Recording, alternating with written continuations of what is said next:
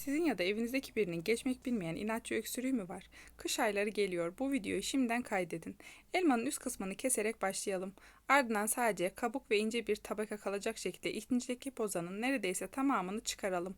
Elma öksürüğü ve boğaz taşını yatıştırmaya yardımcı olur. Şimdi yanmaması için elmayı kısık ateşin üzerine yerleştirin.